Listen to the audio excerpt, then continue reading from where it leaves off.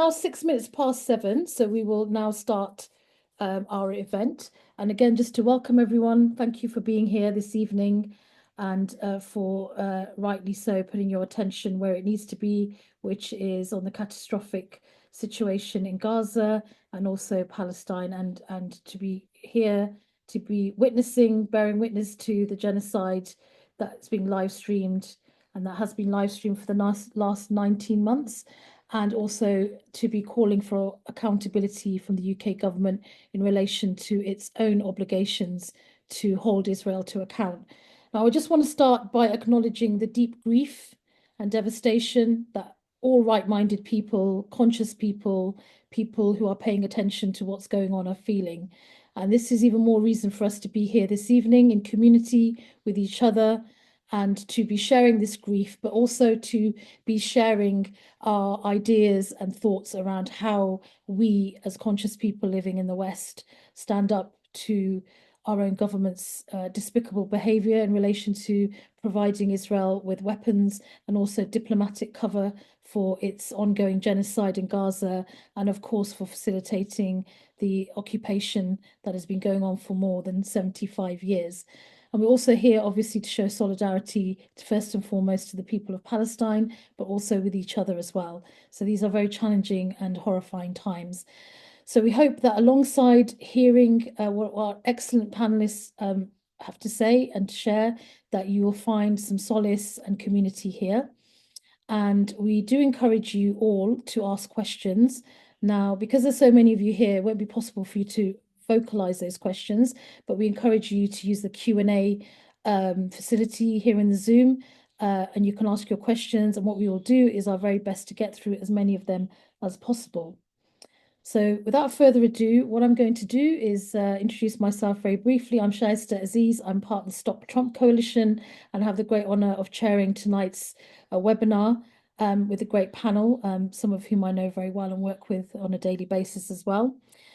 The focus of tonight's webinar is on sanctions and the complicity of the UK government in relation to the horror that is unfolding in Gaza and the occupied West Bank. So what we're going to do is we're going to ask each of our panelists to start off by offering an opening statement. They will speak for about 7-8 minutes, and then we will, once we've heard from everyone, we will then go to the Q&A and answer as many of those questions as possible. We also want to tonight really focus on the BDS movement. That's the Boycott, Divestment, Solidarity movement, which has long been calling for grassroots organizations to pressure states into ending economic complicity in Israel's atrocity crimes. This movement has been created and led by Palestinians, and we're very lucky that we're going to be hearing from Omar Barghouti, who himself is currently in the occupied West Bank in Ramallah, and is one of the founders of the movement itself. So we are here to really try our very best to ramp up our solidarity and our action in relation to holding the UK government to account. So without further ado, what I'm going to do, Omar, is hand the microphone to you, and we very much look forward to hearing from you. Thank you very much for organizing this important event. Archbishop Desmond Tutu has famously said that apartheid in South Africa was a picnic compared to Israel's crimes against Palestinians. He had no idea how right he was. In January, the UN humanitarian chief told the Security Council that, quote, Palestinian children have been killed, starved, and frozen to death, end of quote. According to UNICEF, since the resumption of Israel's bombing of Gaza, it has killed or injured at least 100 Palestinian children every day. Its pre-dawn massacre on March 18th was an example when it shattered the ceasefire. In a few hours, Israel killed just over 400 Palestinians, including 170 children, at least, mostly while sleeping. So what gives Israel, a relatively small settler colony, this level of impunity that allows it to perpetrate the world's first live-streamed genocide? The most important answer is complicity. The pervasive and perverse complicity of the colonial West, including the UK, in arming, funding, and otherwise enabling Israel's genocide and its underlying 77-year-old regime of settler colonialism and apartheid is the key factor behind Israel's depiction and extermination of Palestinians as human animals. It can be traced back to the centuries-old history of European and Euro-American dehumanization, enslavement, colonial subjugation, even extermination of non-European nations. On the other hand, millions in the West have fought this complicity with inspiring courage, especially on campuses, despite the vilification, intimidation, and outright McCarthyite repression. They realized that the struggles for racial, indigenous, economic, social, gender, climate justice worldwide are intersectionally connected with the struggle for Palestinian liberation.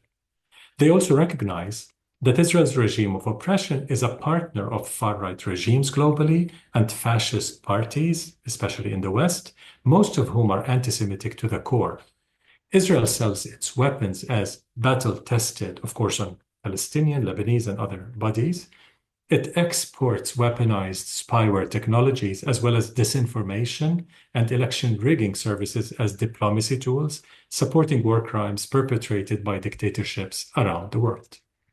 Another factor animating solidarity is the realization that the most profound ethical obligation, especially in times of extreme oppression, is to do no harm and to stop and repair harm done in your name.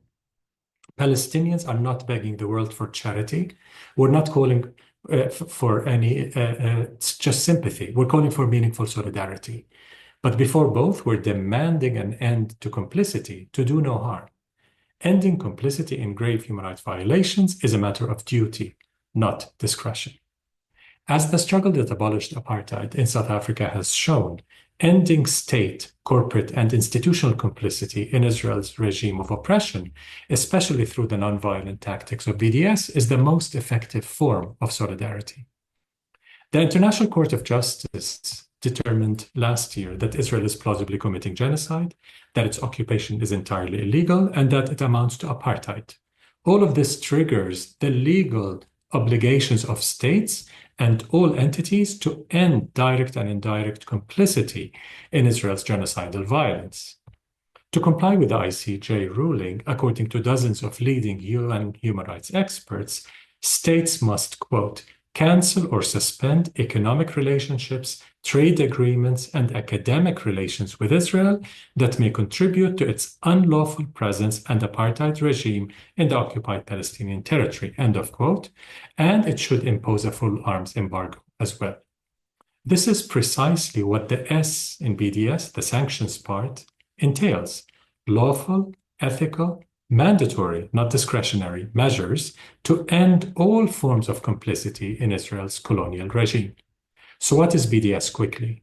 Launched in 2005, the nonviolent BDS movement is led by the largest coalition in Palestinian society in Palestine and in exile. It's inspired by the South African anti-apartheid struggle as well as the US civil rights movement, and it's rooted in a century of Palestinian popular resistance.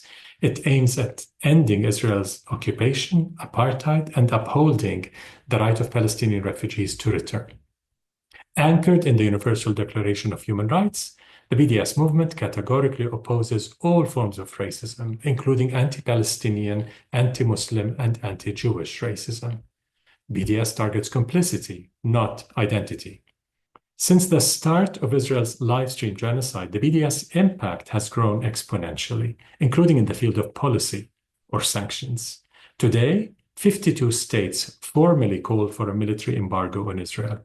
The Organization of Islamic Cooperation, along with other states, are calling for the reconstitution of the UN Special Committee Against Apartheid, a BDS demand for years. The African Commission on Human and People's Rights has recently responded to BDS calls and adopted the first resolution on Palestine in 24 years, calling on African states to end complicity and ensure accountability. Giant sovereign funds in Norway, Luxembourg, the Netherlands, New Zealand, and elsewhere have divested from complicit companies. Malaysia has banned Israeli shipping from its ports, while Namibia, Angola, and others have denied docking to ships carrying military material to Israel. Turkey has banned almost all trade with Israel. Colombia has banned import of Israeli weapons and taken serious measures to end coal exports to Israel. Several European governments are calling for reviewing the US-Israeli Association Agreement for the first time ever.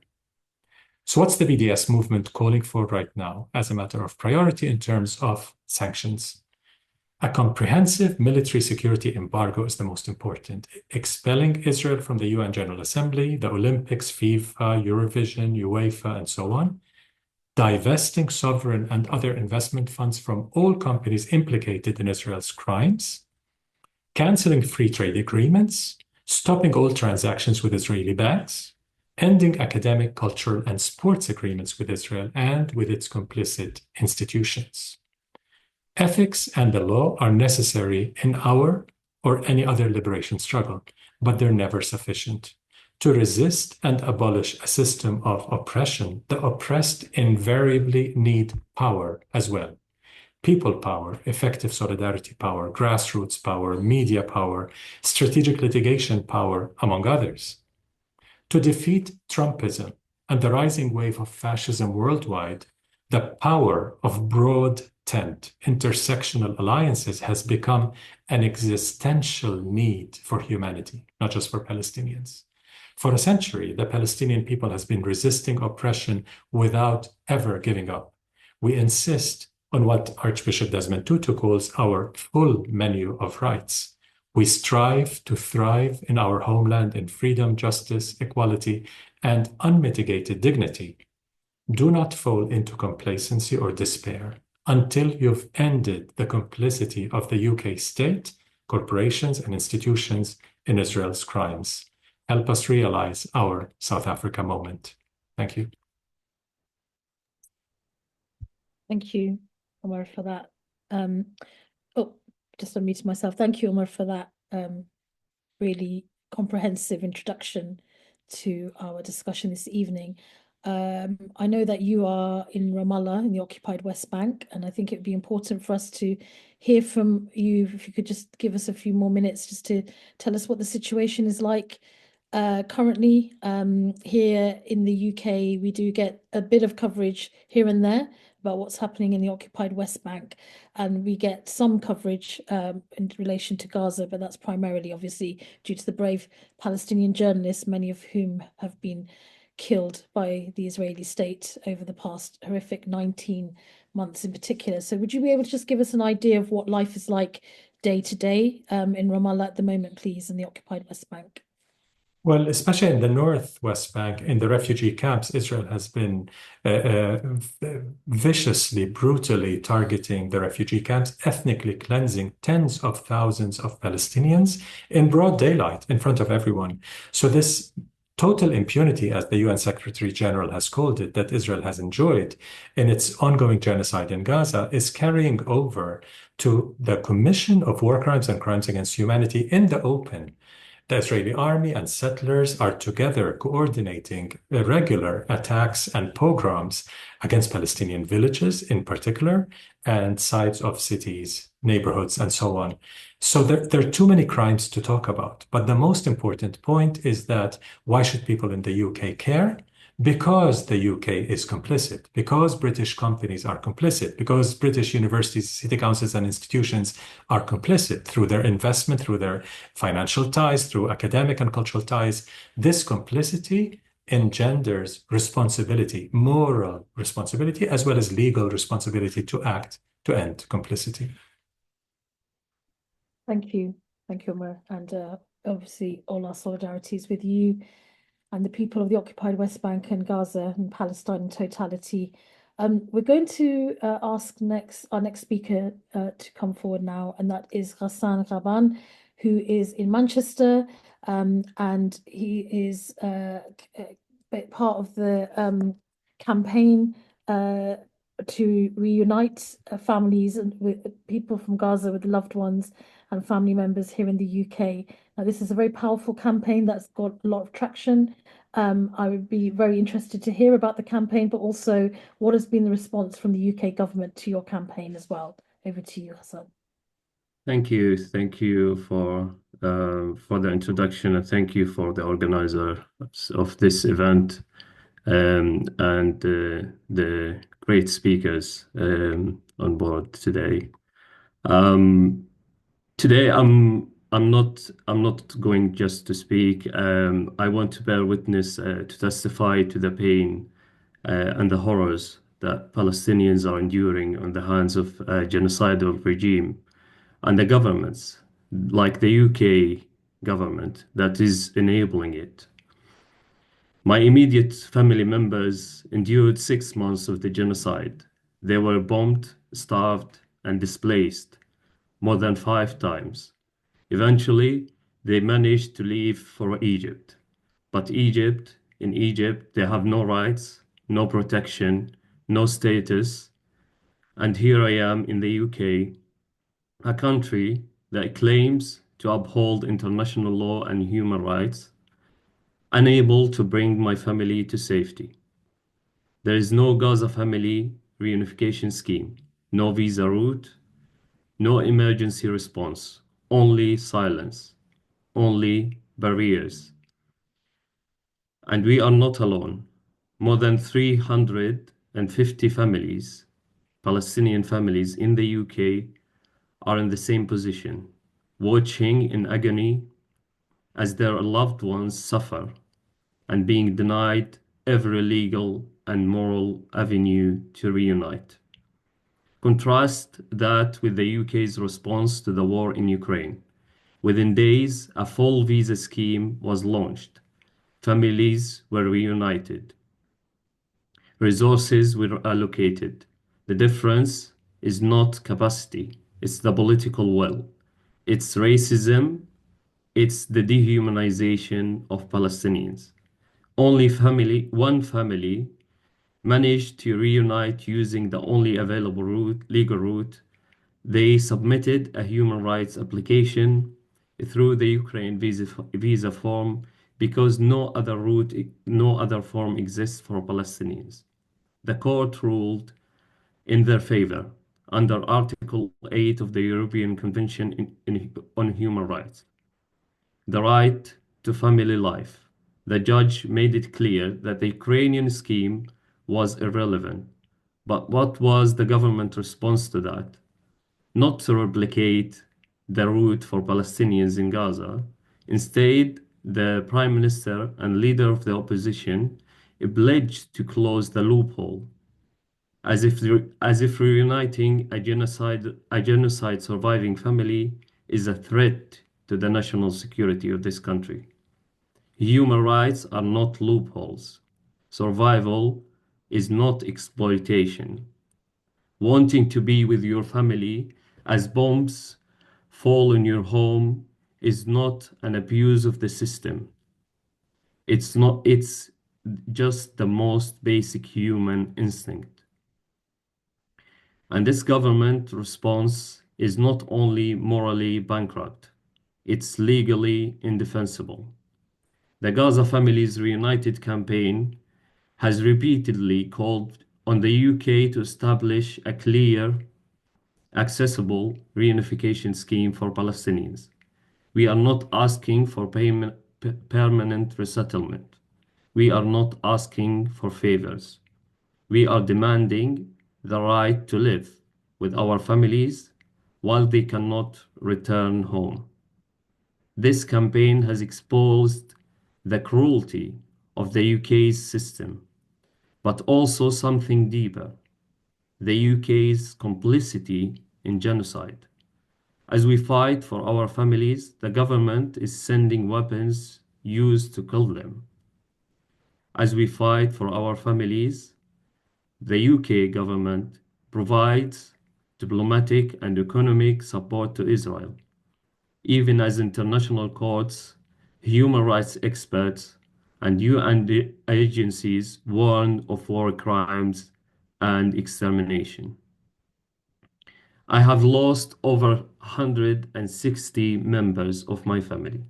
My cousin Ramadan Ibrahim and my cousin Ramadan Nahid were killed while sheltering in a UN office. My uncle Dr. Osama was killed alongside his wife, children, and grandchildren.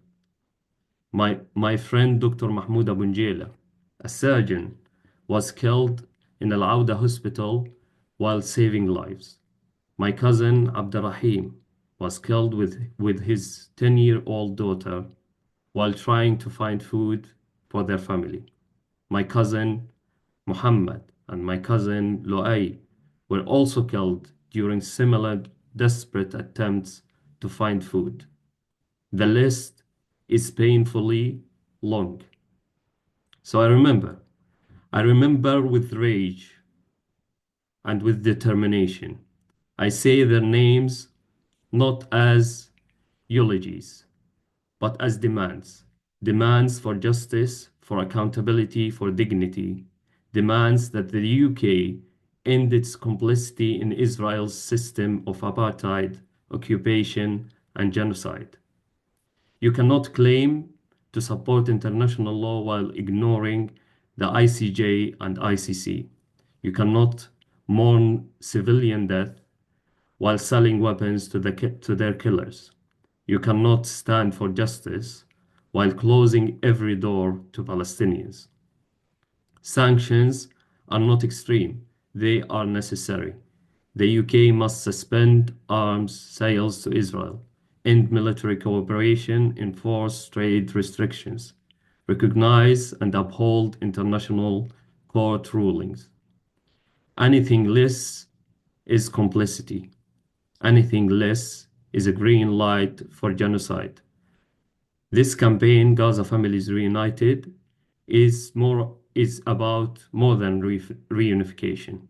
It's a test of this country's values, a test that the UK government is failing. We will not be silent.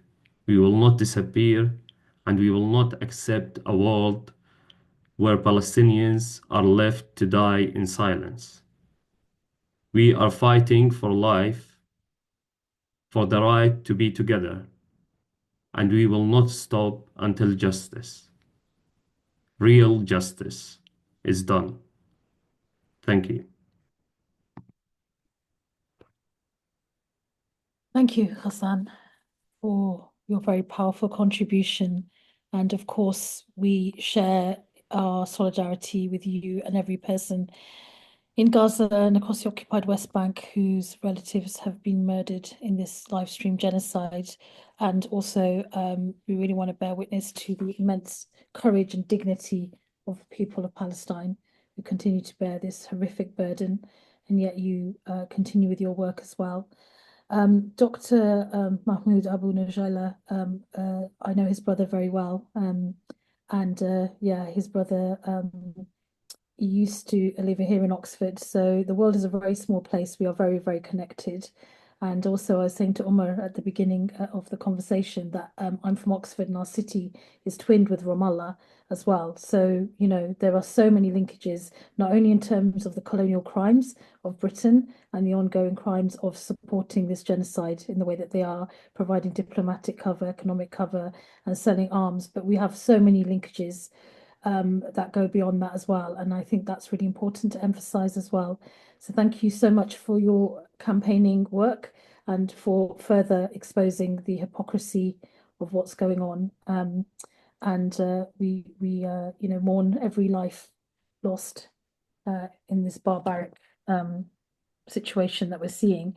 And also, I think it's very important to emphasize that so far the UK has only allowed 2 children from Gaza to arrive here in this country to receive medical aid and assistance for the horrific injuries that they have received. 2 children. And we have a situation where more than 17,000 Palestinian children have been killed in Gaza. And horrifically, Gaza has the largest number of child amputees in the world. And we should also emphasize that we have a number of incredible doctors here in the UK, including my city of Oxford, who have been out to Gaza and will continue to go out there as much as they can, and also to the occupied West Bank to provide support to their medical colleagues and also to those who've been injured. So this is the situation that we're in. 2 children have been allowed in. It is horrific alongside everything else. So thank you, Ghassan, for speaking so powerfully and sharing what you have. We appreciate that you were able to do that. Next up, we will go to Ines Abdel from the Global Energy Embargo for Palestine campaign. Ines, we're really keen to hear more about your work. And it would also be good to know where you currently are as well at the moment. Thank you very much. I'm speaking with you today from Ramallah in occupied West Bank. It's good to be with comrades. Also, we are very much fragmented and displaced as Palestinians, so we don't get to see each other actually in person much. So often it's in these type of gatherings that you also allow us to, I would say, act beyond grieving together, but also fighting together. So I work, and I fight with an advocacy organization called the Palestine Institute for Public Diplomacy. And so we're part of a larger coalition of organizations, mainly Palestinian civil society organizations, environmental groups that have come together to build the global energy embargo for Palestine campaign. I think Omar really reminded the core of what we need to do, which is literally, we're not asking for charity. It's about ending complicity. And so why an energy embargo? Beyond the arms embargo, which is absolutely necessary, energy embargo is very essential. Why? Because Israel effectively imports crude oil or refined oil that fuels directly its genocidal military machine. So all the tanks, the vehicles, the ships, the bulldozers, and the jets are enabled by this energy that they mainly import from outside. The jets that are directly killing and murdering Ghassan's family and friends. The jet fuel comes from an American company, and the jet fuel is transiting through many countries. And so that's why we created really this mobilization to really also look at these value chains and how to stop them. So effectively, the Israeli regime has a lot of dependency on these imports. It also sells its gas, and this gas, funnels billions into its apartheid system. One thing I want to remind before I go more into, why the UK is so central as well in this campaign. I want to remind that we're in the week commemorating the Nakba. And what is the Nakba? Is the ongoing catastrophe, or it's often translated as catastrophe on the Palestinian people, but it's really beyond that. And the Nakba is not a historical event. It's not something that happened in 1948 and that ended. Today, what our people, especially in Gaza under genocide, are living is something, that is probably worse than the Nakba of 1948, where my grandparents were expelled from Palestine. And now we're seeing, unraveling before our eyes, an ongoing Nakba against our people. So it's been more than 77 years now that the Palestinian people are fighting just for their freedom and dignity. And I think it's important to realize that we keep fighting generations after generations, but it's obviously seeing Ghassan so dignified and keep fighting. We have to often hide our emotions. We are exhausted. So that's why, Omar reminded, the international struggle and solidarity is so important. Not because, it's the liberation is coming from the international community, or we are going to liberate ourselves, but it's very important that internationally, that complicity allows us to fight, allows us to also take some space to grieve, to organize, and to effectively be able to move beyond survival.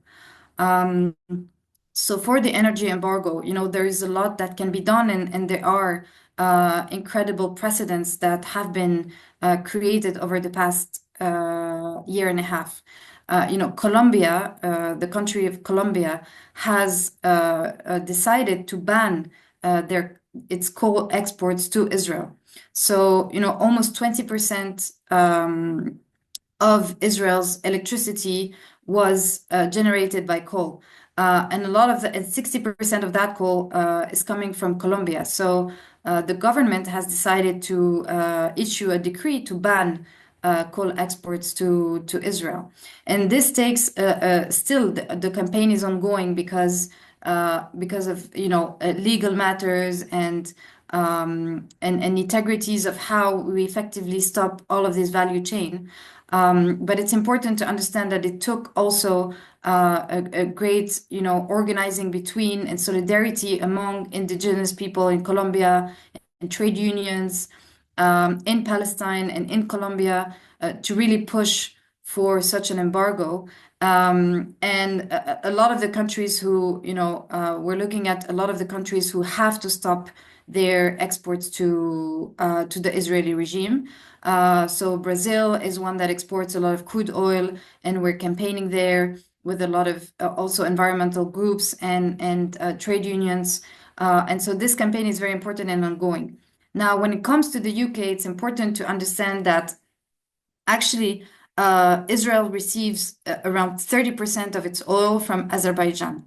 And that oil is going through the BTC pipeline. That pipeline is owned by British Petroleum and SOCAR, the Azerbaijani company. So BP is the operator and largest shareholders of that pipeline, right? So, and to this day, the BP's regional president of operations Azerbaijan, Turkey, and Georgia is also the president of this international company managing the pipeline. So that's one of the things where we're asking. Obviously, there's also comrades in another group called Energy Embargo in the UK that are working hard to pressure BP. And so that's one avenue where we need to pressure, obviously, both from the shareholder side to the investor side on how BP can be held accountable. Another thing is that insurances as well. Insurances, your pension funds, a lot of them are invested in these companies. So the major insurance company of BP is also a UK-owned insurance company called AIG. So there's also another campaign we're organizing with called Boycott the Bloody Insurance Campaign. And so they're looking specifically at insurance, most of them based in the UK, that are fueling not only the genocide against Palestinians, but the climate crisis. So that's also another avenue where there is very concrete ways to boycott these insurances, but also, hold them accountable through their own investors and shareholders. And I would also, point out that what Omar mentioned about the Norway's sovereign wealth fund. Again, all of these investments, the Norway sovereign wealth fund just divested from the largest Israeli oil company. And so this is a major precedent and win that, again, needs to be multiplied, needs to be replicated. And a lot of the key to stop fueling Israeli genocidal machine and apartheid and electricity grid is also going through UK banks, UK oil company, petroleum, and UK insurances. So I really invite you all to organize and look at the groups next to you that are organizing these campaigns because there's always ways locally where you can organize into pressuring the different basically PowerPoints where you can really make that change happen. And so it's only when both arms, value chains, weapons, harmful AI technologies, and energy will be cut, that we can effectively hope to see an end to the ongoing Nakba on Palestinians.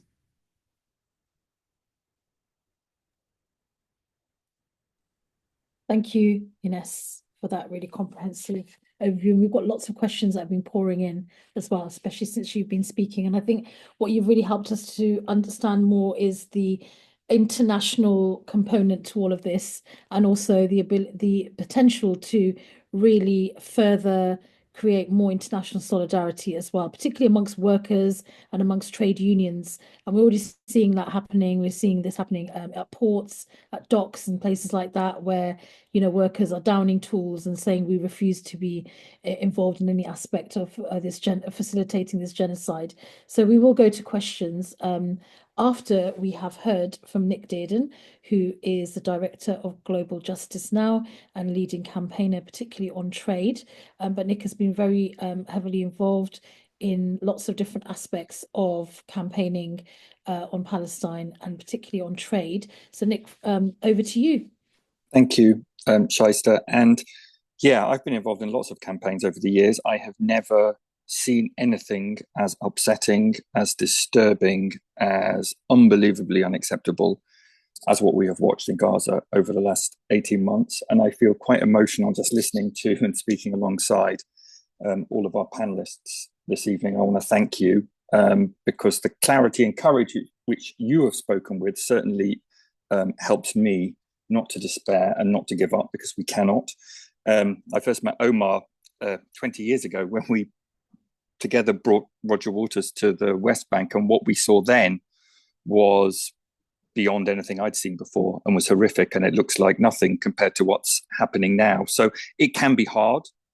I think it can be very hard to maintain hope. I know someone said they feel very powerless in the chat, and that's common, I think, for all of us. But we have no right to give up. We can't give up while people are still fighting in Palestine. And I actually think there are some reasons, I wouldn't like to say for hope, but some reasons in the last few weeks to believe that something is changing. And it is particularly important, I think, that we push on the work that my fellow panelists have been talking about, the sanctions, boycott and divestment work now.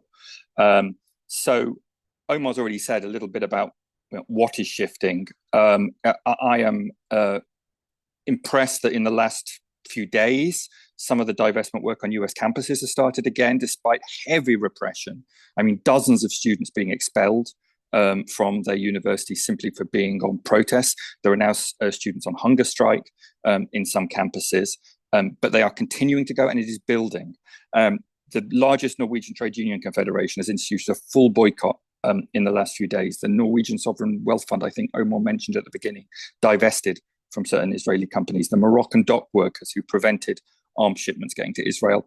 And this morning I was down at the Royal Court of Justice in London, where a really significant legal case is being brought by Al-Haq and Glan, challenging the UK's continued arms sales to Israel. It has finally broken through into some of the press here that we all despair of a bit, but nonetheless, I do feel there is some change. And even people who, I know it's hard because it's incredible they haven't spoken out for so long, but even people who haven't spoken out are beginning to speak out, and that is proof that the work that is happening is beginning to bear some fruit, albeit so late. So editorials in the Financial Times and The Economist, warmongers like Alastair Campbell and Thomas Friedman speaking out and saying, finally, this is too much.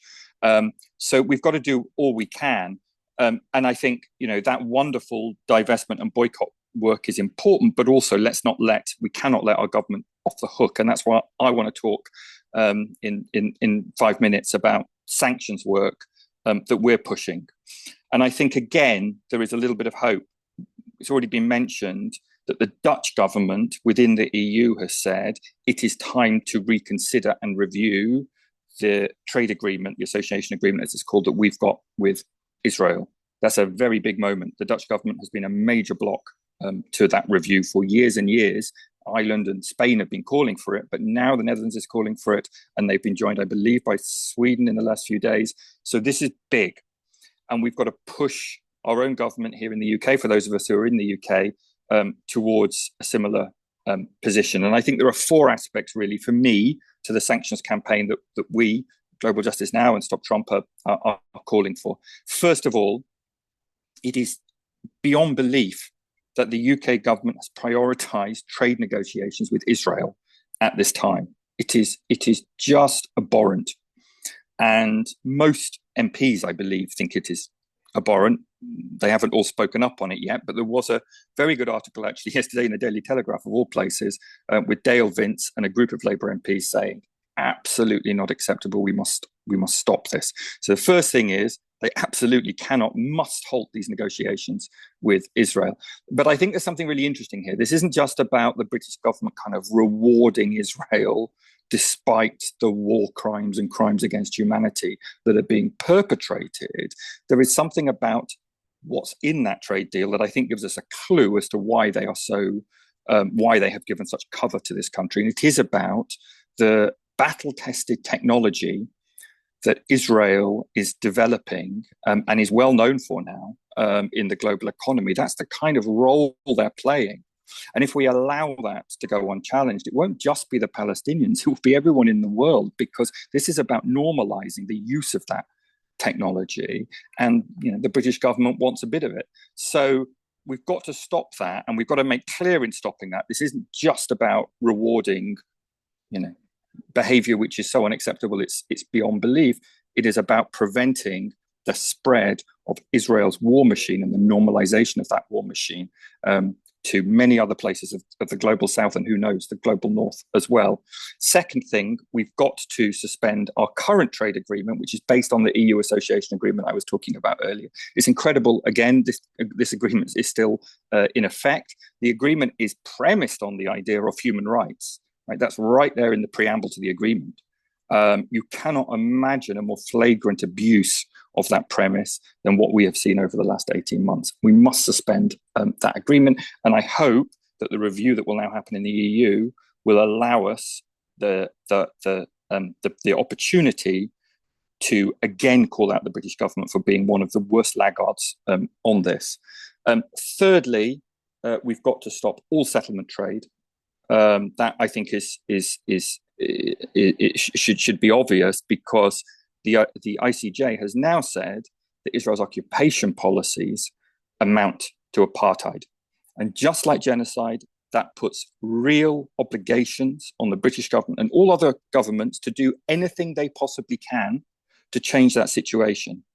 Right? And that includes trade deals, it includes economic cooperation, it includes all those things, but most obviously, it includes stopping the import of goods and services that are directly complicit in the maintenance of an apartheid situation in the West Bank.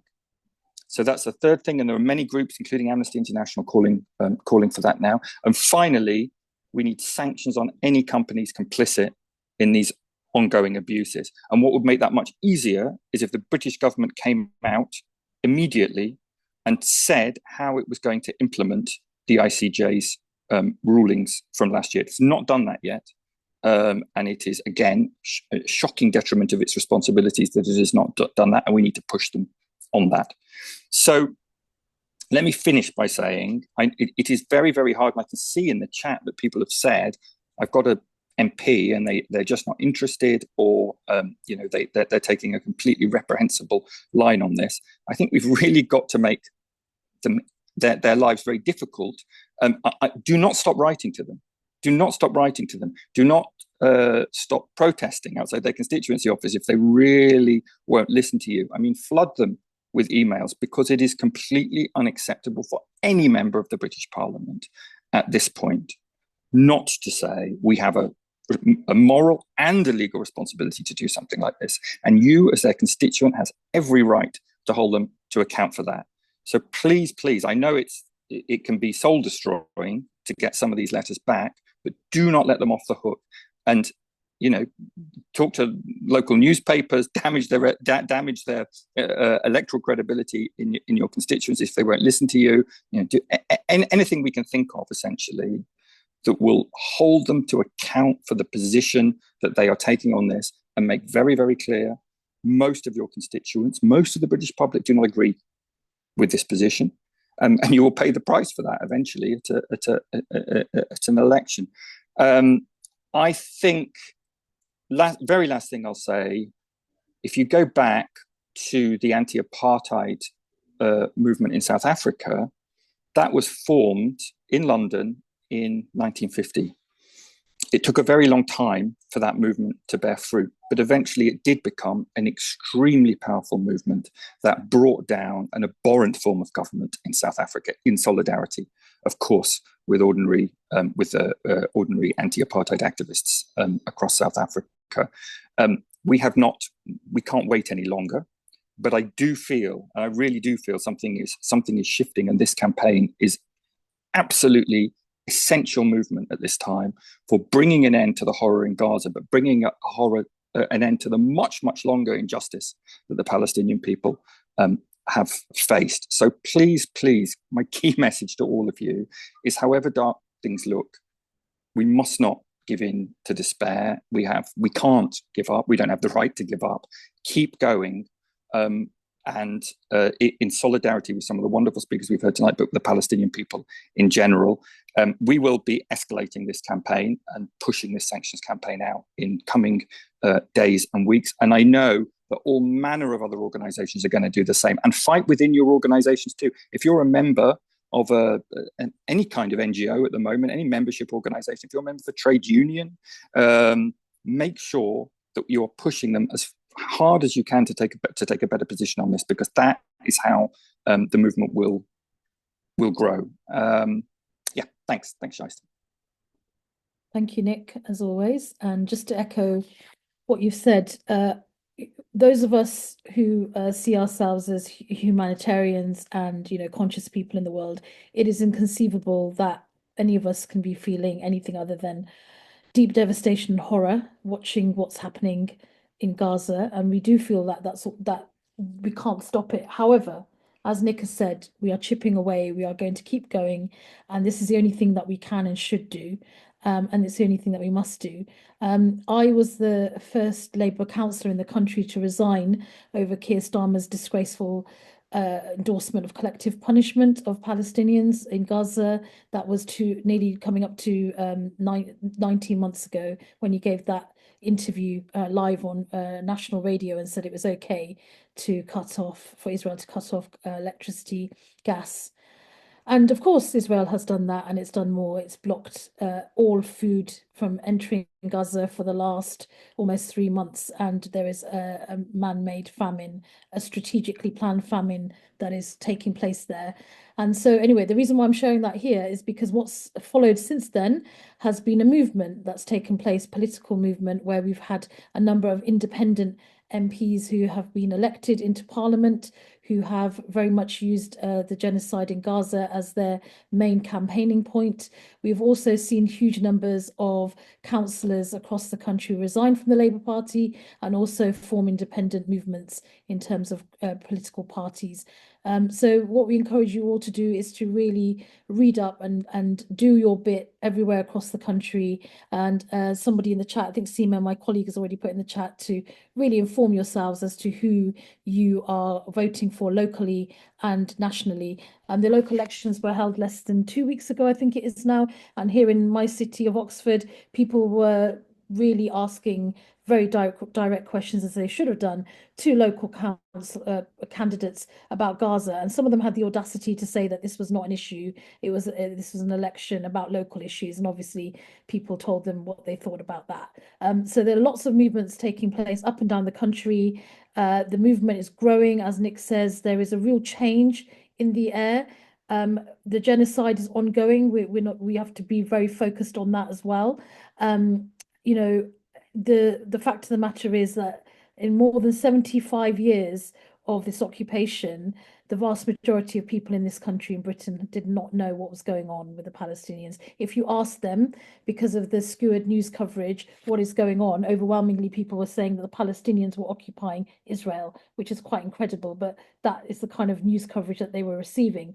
And over the last 19 months, because of the bravery of the Palestinian people, including Palestinian journalists, more of whom have been killed in any other context in the world, people are now seeing the truth and they're understanding it and they're absolutely horrified by it. So I think that we must remember that there has been a very big change in this country in relation to people understanding what's going on and demanding action and demanding accountability. And we will continue to do that. And this is a movement, and we have to keep pushing and keep ensuring that we're playing our role, as Nick has said. So I wanted to ask if anybody from the panel wants to come in on any other point, or if there's a particular aspect of what a panelist has said that you want to pick up on, then please do come in, and then we will start going to the Q&As as well.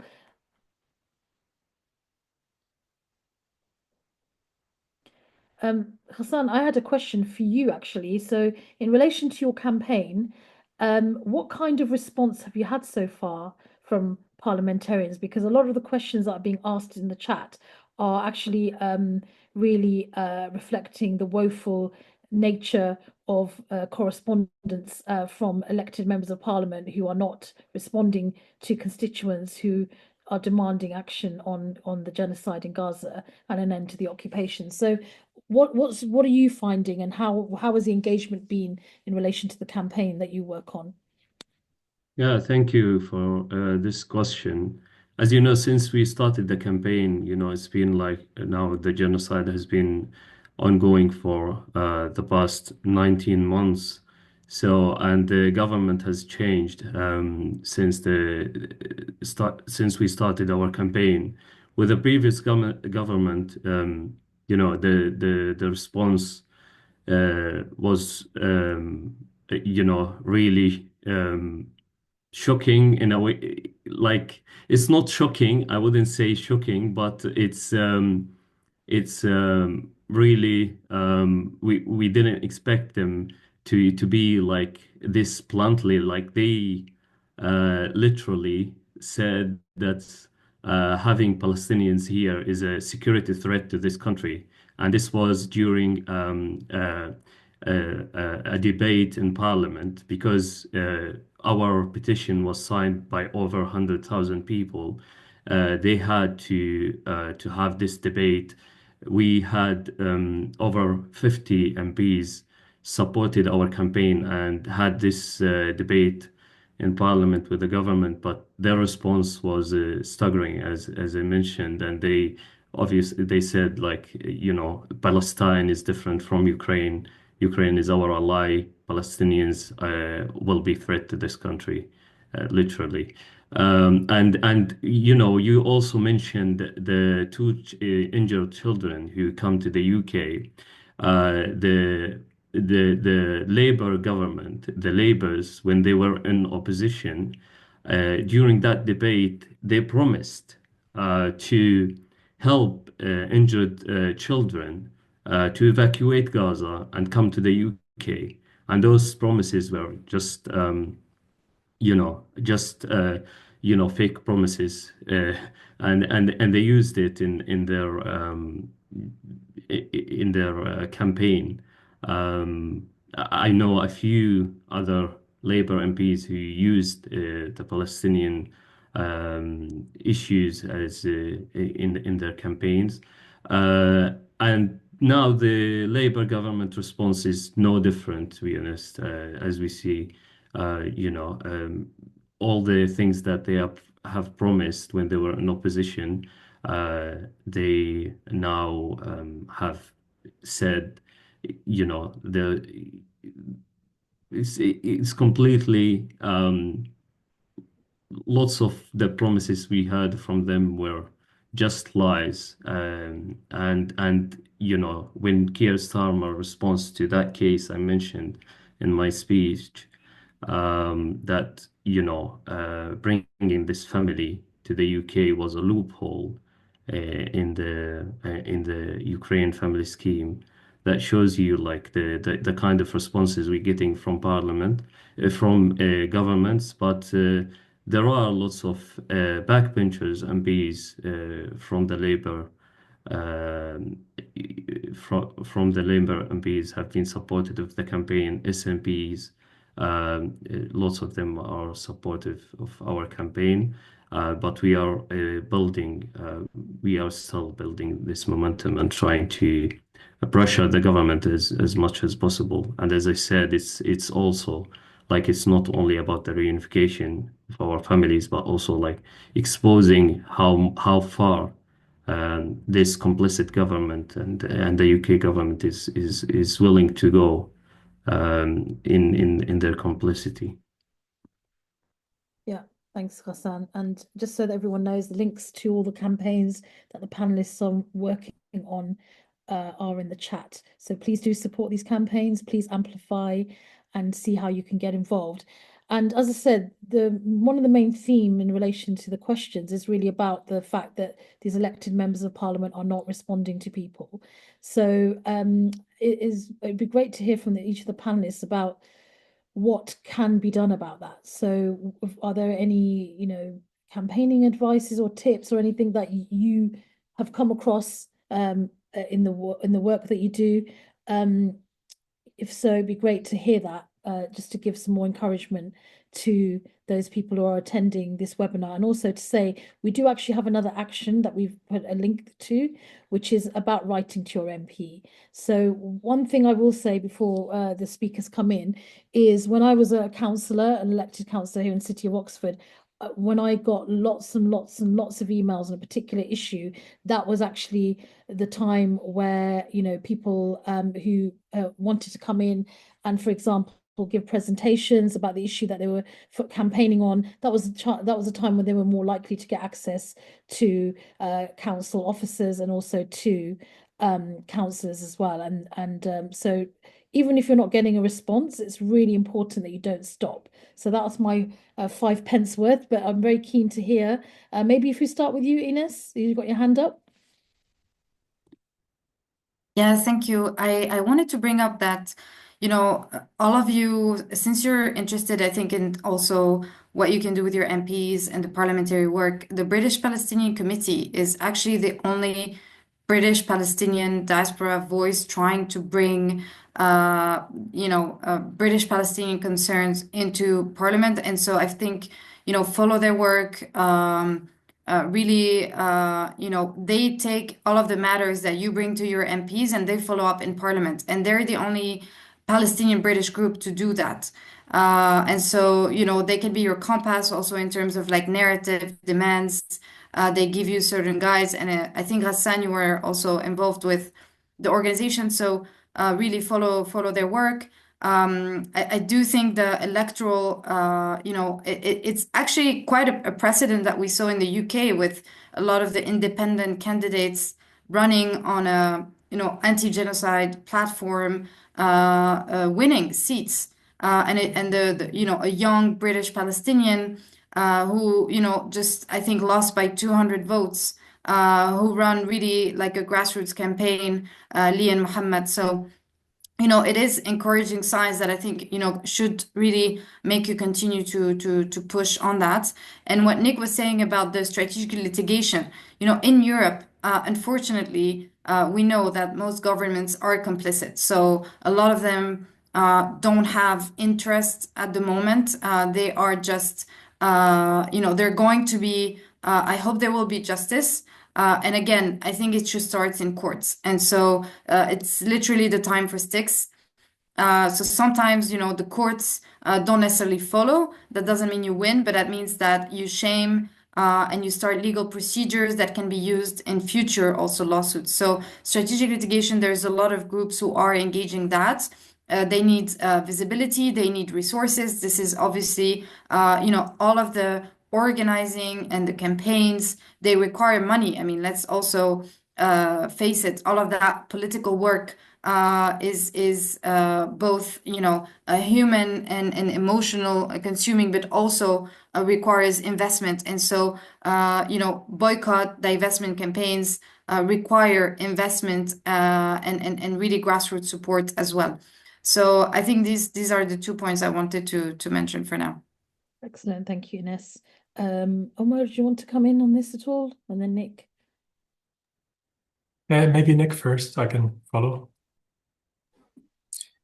I mean, just to reiterate what you've said, Shaista, no matter what their personal view is, no matter how awful they've been, the size of the post bag is important, right? There is no Labour majority in this country that is immune at the moment from the political turbulence that's going on, including on this issue. I mean, I live in an area with a large Muslim minority where Labour would get 40,000 majorities up to the last election. I mean, they narrowly held their seat at the last election. So it's really incredible. And they're conscious of that. And there's one thing an MP doesn't want to do more than anything, it's lose their seat, right? That's ultimately what it's all about. I think try to get, if they're just coming back to you and regurgitating the line, try and get a meeting with them. Try and go with some other people. Try and go with some community leaders. If you're part of a faith group, if you're part of a church or mosque or whatever, try and get some people together and go down there with them. Try and get some kind of, people that they might be a bit scared of, if you like. If it's really, really bad, then I would say, and I have been definitely engaged in campaigns before where we just have MPs that are completely disinterested in listening to the case for justice, then I think it's protest time. I think do something interesting, dress up or whatever outside their constituency. And it's amazing how much local newspapers are always looking for, something interesting happening. Even if you think it's quite a minor thing, you'd be surprised what you can get into the local newspaper. I think at a point, it's just time to embarrass them on this, and get as much publicity for that as you possibly can, and build locally. Make sure your friends have written. Most people don't write to MPs for some good reasons, but make sure everybody has written to your MP about that. Make sure everyone in your community has written to your MP. Really fill that post bag up. Thank you. Omar, do you want to come in at all? Sure. I agree with everything said. The only thing I want to add is coalition building, which I had mentioned in my talk, which is let's make people on the fence realize that Gaza is truly freeing us all. As the slogan goes, Palestine is freeing us all. I've heard it from British trade unionists that because of their protests on Gaza, they discovered the limitations of their power and of their democratic rights. I think everyone in the UK today feels the repression, the erosion of civil rights over Palestine today, but who knows who's next? In other words, we need to get everyone interested in this advocacy work, in defending this space, to do solidarity work, whether on Palestine, on fossil fuels, on women's rights, on Black rights, on any rights. We need to protect that space. Now the space is being eroded, is being suffocated, and we need to get everyone interested in maintaining those democratic rights on board as well. If not 100% agreeing with us on the analysis of genocide, at least agree with us on the right to advocate, the right to make the state, the country, more accountable to its people, not to the military companies. Whether it's Labour or Conservative, I mean, we're away from the UK in Palestine, looking from afar. We're not seeing a difference, a real difference. And it's not just Palestinians who are not seeing a difference between the two hats. It's the labor movement is hardly noticing. Austerity continues to an extent. I mean, okay, conservatives were more horrific with austerity, but austerity continues, and the same excuses for austerity and for throwing the whole lot with the US and US companies and military companies. The militarization of British society should scare anyone who cares about their civic rights and democratic rights. So we need to get those people interested as well, to make those constituents that are protesting much bigger, so that no politician can ignore them. Yeah, well said, everyone. Ghassan, please come in. Yeah, I just wanted to reiterate a few things the speakers have mentioned about the when we have this campaign and we meet with MPs and talk to them, they lots of them have told us, like, when we see numbers of emails, like the same email, we're getting like thousands of emails about the same issue, we pay attention. Even if they don't respond, they pay attention to those issues. So I think that, like, this is the what we need to understand. Like, if there are thousands of people are sending those emails, it's making a difference. Like, this MP will pay attention and will raise this issue. Also, like, there's one thing I wanted to also mention, because lots of people think, if my MP is supportive of Palestine and they vocal about Palestine, what's the point of talking to them? No, I think there is an important it's really important to talk to them. Like, tell them what to ask the government, how to shame the government. There's so many things that you can engage with your MP on. Lots of those MPs, they need someone to guide them. We talk to them, they don't know really what's happening in Palestine. There are so many issues that going on, and they can't focus on one thing. So guiding them and trying to bring what it really matters to you is really important, and they will listen and they will see. Thank Yeah. you. Thank you, Ghassan. Excellent points from everyone. And also write to your local council, write to your council leaders, write to the deputy leader, write to everyone. These days it can be done quite easily on an email, but nonetheless, write to them, ask to attend council meetings where there's a public speaker spot, and speak about Palestine, speak about BDS movement, demand to know where your local councils are investing their money. Is it in these companies where they shouldn't because of BDS? So there's lots and lots of different avenues. And also, please remember that, the thousands and thousands of people will be marching on the streets pretty much every month. And, the movement is growing in a really incredible way.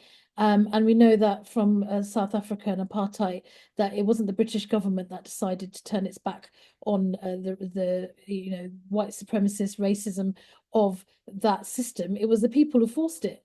And we also know that the Israeli state sees the London in particular, as they called it once upon a time, the delegitimizing capital of the world in relation to our stance on ending the occupation. So these are all ongoing facts, and so we have a long history and a legacy of campaigning, particularly on Palestine, and everybody knows that. So we've got to keep going. But Nick, I'll hand over to you.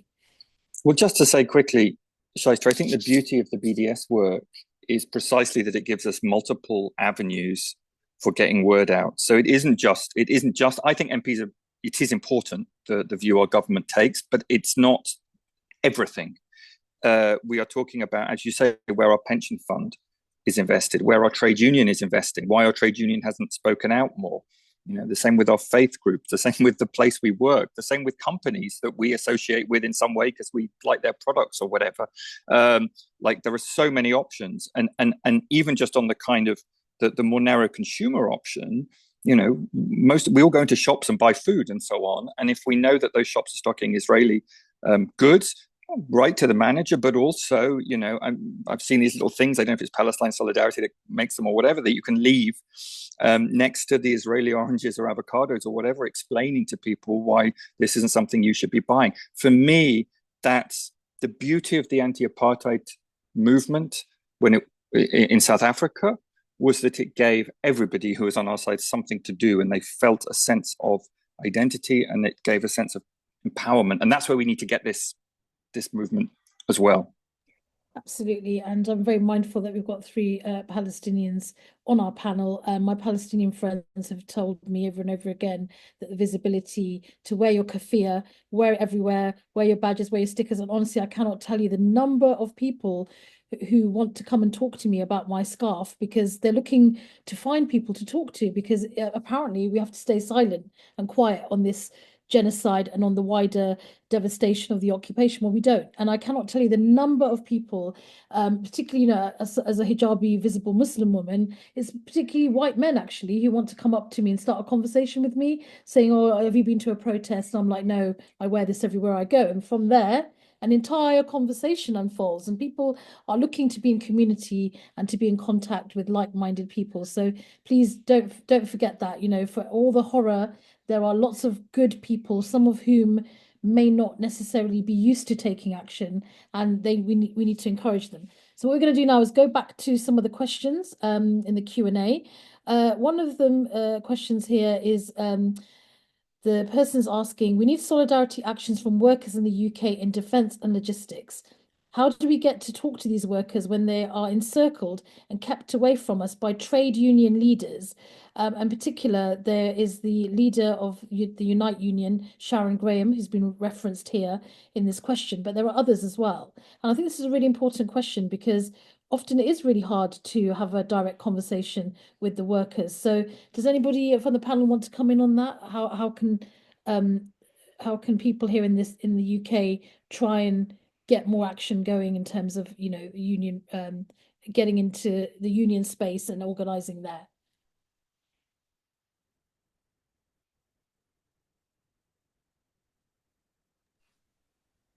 Well, I can reflect. Sorry, go ahead, Nick. No, I'm up, please. If you. Okay. Well, an anecdote may help. The first company the BDS movement started a boycott campaign against was Veolia, the French company. It was involved in several illegal projects with Israeli settlements, especially in occupied Jerusalem. We launched that campaign in 2008 in Bilbao, in the Basque Country, where there was a huge business for Veolia and 3 unions. We met with them to convince them to join our campaign. And some of them had this disbelief. You're coming to convince us to support a boycott of our company? It's like, so we prepared our slides about international law, ethical, and they were yawning, basically. And then I told them, okay, forget all that. Let's talk about bread and butter. We are very persistent. I mean, I don't know if you know Palestinians, when we go after something, we stay after it until we get justice. We will go after your company until we bring it to its knees. I was posturing, obviously, because we had no idea BDS would be so strong in a few years. And guess what companies do when they really lose business? Because they're complicit in crimes, they fire workers. We don't want you to get fired. Stand with us to get your company out of this illegal business. You win and we win. That seemed to have done the trick. The next day, those workers in the Veolia trade unions in Bilbao went out en masse and used our stickers, Boycott Veolia, and put them on their buses, the buses they run. And it was just a wonderful scene of solidarity. In many, many trade unions, I think when they realize that what they hear from some union bosses who are corrupt, unfortunately, or racist, or both, who tell them, if you support BDS, you're going to hurt your jobs, your bread and butter. When you explain to them the interconnection between our struggle for liberation and their own struggles for social justice and so on, the militarization of the UK economy is in no one's interest except the oligarchs running the military industry. And those workers are being deceived by their bosses, basically convincing them, if we don't produce nuclear submarines, the UK will just disappear off the face of the earth. That's how they see security. So I think we need to connect those struggles in a genuine, sincere way, and to really respect their intellect. They do get it when you explain it to them in those terms, I think. Yeah, well said, Omar. It's not about talking at people or talking down to people. It's about talking in a language that everyone understands and that they work with day to day, and getting them to connect their daily reality with the reality of what's happening in Gaza, what's happening in Palestine, and what's happening around the world. I think that's a really good example that you gave. Nick, did you want to come in at all? No, it's a brilliant example, and I guess I've seen in the chat there's some despondency about the way some of the unions have responded, particularly Unite, one of the big unions, and I would fully agree. I think their position has been unacceptable. in terms of how little they've said. They haven't particularly been evident on any of the really huge demonstrations we've had in London, and that's not acceptable. But I think if you are a union member, at least with unions, there are bureaucratic means of changing positions and building pressure. And to some degree, they operate in the same way as MPs. I mean, Unite is a member that my own staff are unionized in. So there must be lots of workplaces around the country that feel very strongly about this. And I do think it is very important that we move the unions on this. So I think for me, that would be a big campaign target. And if anybody here is a member of Unite, I mean, maybe get in touch with our office, right? Because as the director of the organization, far be it from me to tell our union what they should be doing and not doing, but I'm sure there will be people in our union who would want to collaborate with other union shops around the country to begin putting pressure on Unite. I'm sure it's already happening, but to put more pressure on Unite, and the same in other industries. I think it's really important, actually. Yeah, fully agree with that. And you spoke earlier on, Nick, about the debate going on inside NGOs. Many humanitarian workers are appalled that their organizations are failing to say that this is a genocide. There's a lot of pressure going on in lots of workplaces, and I'm sure inside trade unions as well. And often actually having a strategy as an insider and then working with people on the outside really helps to make that change happen. So I think that's an excellent idea. There's a lot of conversation going on in the chat about that as well. Okay, so another question here is, are there examples of countries where embargoes are in place that are working? I think that would be a really good thing for us to know about and hear about, because perhaps we can also look then to those countries and see what elements of their campaign we can try and create here. And also I think it gives people a bit of a boost and hope as well. So is there anything any one of the panelists can share on that, please?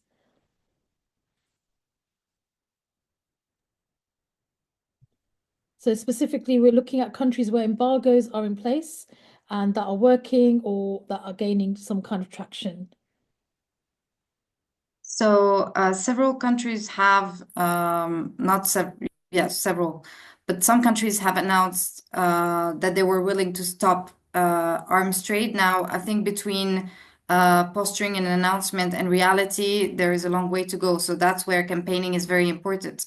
The Spanish government, for example, has effectively committed to stop, to stop arms trade with Israel, or to at least stop selling arms and weapons. However, there is still very much ongoing contracts. So our comrades and partners there, including BDS groups, are very much continuing to campaign to effectively cut these contracts. Beyond Colombia, we're working on there's the Hague group that has come together. This is 9 countries, including Honduras, Belize, South Africa, Colombia. I'm forgetting the entire list now, but you can look them up, the Hague Group. They committed to stop the maritime traffic, so to stop shipments and accepting docking of ships that are transporting anything military. So from arms, weapons, equipment, jet fuel. And this is a new group. This is also a new way to do diplomacy, because the UN has failed Palestinians. And the multilateral system is broken. As we know, the genocide has shown how international law and the current institutions are not up to holding crimes accountable. So this type of, I think, gathering is important. And so now the important work is also to make sure that these countries are implementing effectively those measures they want to put in place. I think someone at some point reminded that I think Ghassan, right? Sometimes it's about giving them the right information. It's appalling sometimes to see the level of lack of information and facts that a lot of the elected officials have when it comes to their own trade.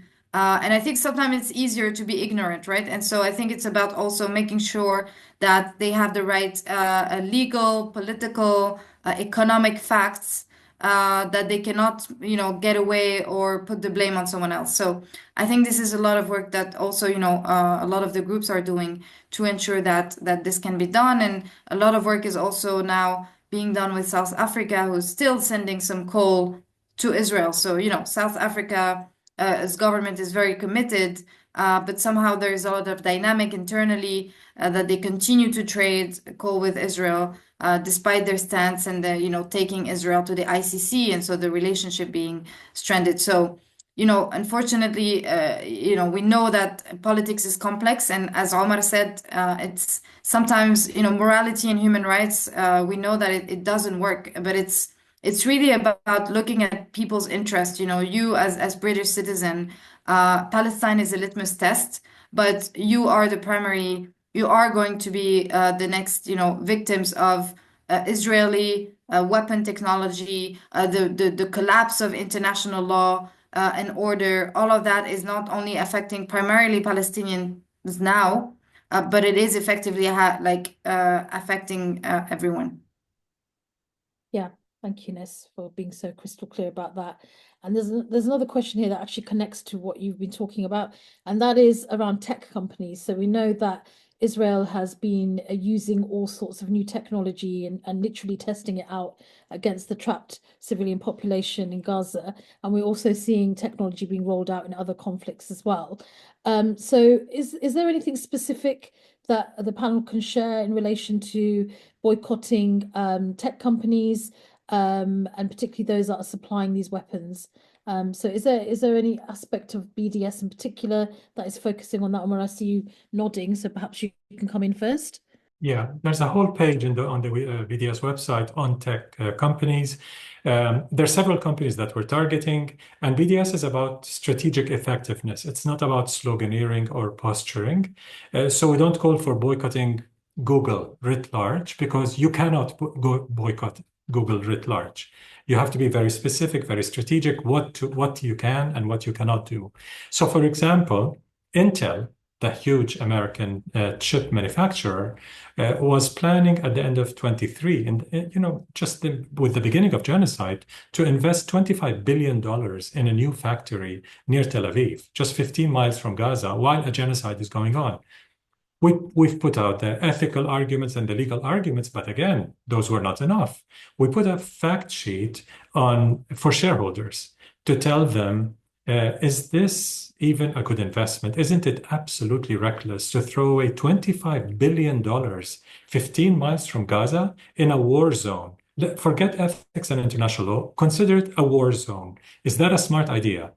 And that worked like a charm with shareholders, especially those who don't have a moral compass. It's just money. And they said, yeah, we will not allow that. There was a mini revolution within Intel, and BDS played our role, not the only role. Ultimately, Intel canceled a $25 billion contract.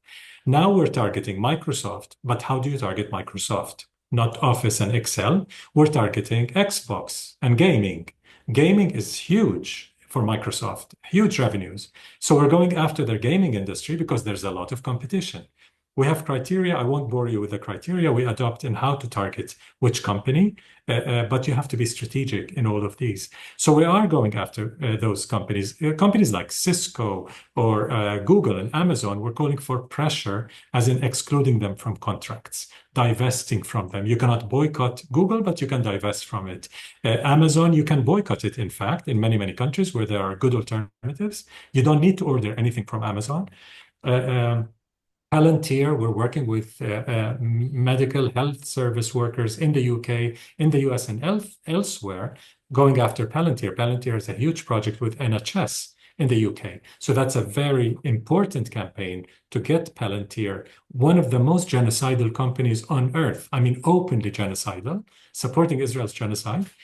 We should go after those companies. So we have to be strategic, build very large alliances and coalitions, intersectional, against those tech oligarchs, because they want to control our world and decide everything we do in life. We can stand against them together for Gaza first and foremost, but for humanity, really. Thank you, Omar. We are coming to the end of our time together, but I do want to give each of you a minute just to close close today's event. So, Ghassan, maybe if I start with you first.